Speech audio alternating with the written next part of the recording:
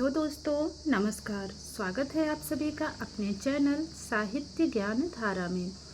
आशा करती हूँ आप सभी लोग स्वस्थ होंगे और मन लगाकर अपनी पढ़ाई में लगे होंगे। कवियों की श्रृंखला में बिना किसी देरी के आज हम लोग देखेंगे मलूकदास जी के बारे में। मलूकदास जी का समय 1574 से लेकर 1682 ईस्वी के मध्य माना जाता है। आगे है, मलूकदास जी का जन्म इलाहाबाद के निकट कड़ा में हुआ था। मलूकदास जी के पिताजी का नाम सुंदरदास जी था। मलूकदास जी के गुरु का नाम पुरुषोत्तम था। कुछ विद्वानों के अनुसार मलूकदास जी के गुरु का नाम कील था, परंतु मलूकदास जी ने सुखसागर में देवनाथ के पुत्र पुरुषोत्तम को अपना गुरु माना है। आगे देखते हैं। कहते हैं कि एक बार मलूकदास जी ने डूबते हुए जहाज को पानी के ऊपर बचा लिया था और रुपयों की पोटली में गंगा में तैराकर इलाहाबाद भेजी थी। आगे है, मलूकदास जी भक्ति काल की निर्गुण ज्ञानाश्रयी काव्यधारा के कवि थे। ध्यान रखेंगे, मलूकदास जी भक्ति काल की निर्गुण ज्ञानाश्रयी काव्यधारा के कवि थे। मलूकदास जी की सबसे महत्वपूर्ण रचना ज्ञान बोध है। इसमें 5 प्रकाश हैं। आगे देखते हैं। आगे है, मलूकदास जी के समय सगुण भक्ति का प्रभाव था। मलूकदास जी की रामावतार लीला इसका उदाहरण है। मलूकदास जी आलसियों के समर्थक संत माने जाते हैं। इन्होंने लिखा है, अजगर करे न चाकरी, पंछी करे न काम, दास मलूका कह गए सबके दाता राम। ये इनकी जो है बहुत ही प्रसिद्ध पंक्ति है और सभी को याद है। अजगर करे न चाकरी, पंछी करे न काम, दास मलूका कह गए सबके दाता राम। तो ये पंक्ति किसकी है? तो ये पंक्ति है मलूकदास जी की। आगे देखते हैं। आगे है, मलूकदास जी ने अवधी व ब्रज भाषा में पदों की रचना की है। उनके पदों में आख्यान शैली का प्रयोग मिलता है। आगे देखते हैं। मलूकदास जी के मलूक मत के मठ काबुल, मुल्तान, पटना, जयपुर आदि जगहों पर थे। पुरी और पटना का सर्वाधिक प्रसिद्ध हुआ। आगे देखते हैं मलूकदास जी की प्रसिद्ध रचनाओं के बारे में।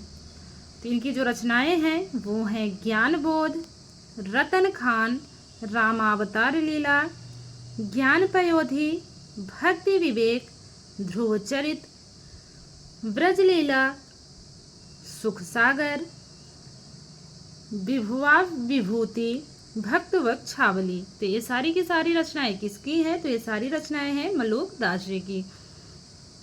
अब बात कर लेते हैं इनकी प्रसिद्ध पंक्तियों की। इनकी पहली प्रसिद्ध पंक्ति है, हिंदू तुर्क एकै करता। हिंदू तुर्क एकै करता पंक्ति मलूकदास जी की है। इनकी अगली पंक्ति है, एकै ब्रह्म सबन का भरता। हिंदू तुर्क एकै करता, एकै ब्रह्म सबन का भरता। तो इनकी पहली पंक्ति हो गई। बात करें इनकी दूसरी पंक्ति की, अब तो अजपा जपुच्छ मन मेरे, सुर नर टहलुआ जाके, मुनि गंधर्व है जाके चेरे, 10 अवतार देख मति भूलो, ऐसे रूप घनेरे। तो ये दोनों ही पंक्तियां बहुत ही महत्वपूर्ण हैं और दोनों ही पंक्तियां मलूकदास जी की हैं। अब देख लेते हैं मलूकदास जी से बनने वाले महत्वपूर्ण प्रश्नों को। तो मलूकदास जी से बनने वाला पहला प्रश्न है, मलूकदास जी का जन्म कब हुआ? ऑप्शंस हैं 1576 ईस्वी, 1567 ईस्वी, 1565 ईस्वी या फिर 1574 ईस्वी। तो मलूकदास जी का जन्म 1574 ईस्वी में हुआ। अगला प्रश्न है, मलूकदास जी का जन्म कहाँ हुआ? कड़ा इलाहाबाद, चिलोतरा गुजरात, सीही दिल्ली या फिर मथुरा। तो मलुकदास जी का जन्म कड़ा इलाहाबाद में हुआ। बढ़ते हैं अगले प्रश्न की तरफ। मलुकदास जी के पिताजी का क्या नाम था? ऑप्शंस हैं रामदास, सुंदरदास, प्रेमदास या फिर धनादास। तो मलुकदास जी के पिता का नाम सुंदरदास था। अगला प्रश्न है, मलुकदास जी के गुरु का क्या नाम था? ऑप्शंस हैं सुंदरदास, कील, पुरुषोत्तम या फिर बुड्ढन। तो मलुकदास जी के गुरु का नाम पुरुषोत्तम था। तो जो ये तीसरा वाला जवाब है, तीसरा वाला ऑप्शन बिल्कुल सही है। देखते हैं अगला प्रश्न। किस संत के बारे में कहा जाता है कि इन्होंने डूबते हुए जहाज को पानी के ऊपर ही बचा लिया था? ऑप्शंस है कबीर, अग्रदास, ध्रुवदास या फिर मलुकदास। तो ये जो चौथा वाला ऑप्शन है बिल्कुल सही है, ये मलुकदास जी थे। अगला है, मलुकदास जी किस काव्यधारा के कवि थे? ऑप्शंस हैं ज्ञान मार्गी, प्रेम मार्गी, कृष्ण भक्त या राम भक्त। तो जो सही जवाब है वो है ज्ञान मार्गी। मलुकदास जी ज्ञान मार्गी काव्यधारा के कवि थे। देखते हैं अगला प्रश्न। मलुकदास जी की सर्वाधिक प्रसिद्ध रचना है सुख सागर, रतन खान, ज्ञानबोध या ज्ञान पयोधी। तो मलुकदास जी की सर्वाधिक प्रसिद्ध रचना जो मानी जाती है वो है ज्ञानबोध। देखते हैं अगला प्रश्न। मलुकदास जी की रचना ज्ञानबोध में कितने प्रकाश या सर्ग हैं? 5 प्रकाश, 4, 7 प्रकाश या फिर 6 प्रकाश। तो जो इनकी रचना ज्ञानबोध है इसमें कुल 5 प्रकाश हैं। तो पहला वाला ऑप्शन बिल्कुल सही है। अगला प्रश्न है,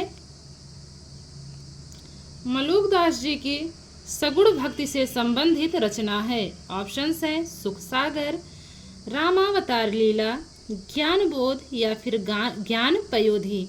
तो मलुकदास जी की सगुण भक्ति से संबंधित रचना जो मानी जाती है वो है रामावतार लीला। बढ़ते हैं अगले प्रश्न की तरफ। अगला प्रश्न है, अजगर करे न चाकरी, पंछी करे न काम, पंक्ति के रचयिता हैं कबीरदास, अग्रदास, ध्रुवदास, मलुकदास। तो जो पंक्ति है इसके रचयिता मलुकदास जी माने जाते हैं। बात करते हैं अगले प्रश्न की, कौन से संत आलसियों के समर्थक माने जाते हैं? कबीर, अग्रदास, ध्रुवदास या मलुकदास। तो जो इसमें चौथा वाला ऑप्शन है बिल्कुल सही है, मलुकदास जी आलसियों के समर्थक माने जाते हैं। देखते हैं अगला प्रश्न। मलुकदास के काव्यों की भाषा है ब्रज भाषा, अवधी भाषा, आ और बा दोनों या फिर खड़ी बोली। तो जो मलुकदास जी हैं इनके काव्यों की भाषा ब्रज भाषा व अवधी भाषा दोनों है। तो इसलिए जो तीसरा वाला ऑप्शन है ये बिल्कुल सही होगा। देखते हैं अगला प्रश्न। हिंदू तुरक एकै करता, एकै ब्रह्म सबन का भरता, किन की पंक्ति है? कबीर की है, अग्रदास की है, ध्रुवदास की है या फिर मलुकदास की है? हिंदू तुरक एकै करता, एकै ब्रह्म सबन का भरता पंक्ति जो है ये है मलुकदास जी की। तो जो ये चौथा वाला ऑप्शन है बिल्कुल सही है। अगला प्रश्न देखते हैं, मलुकदास जी के मठों में सर्वाधिक प्रसिद्ध मठ कौन सा था?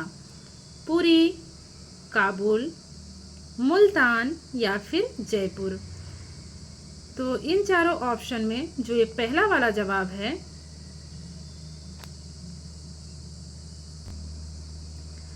पुरी, ये सही है। अगला है, मलुकदास जी की रचना है भक्तवच्छावली, भक्त नामावली, भक्तमाल या फिर नौ भक्तमाल।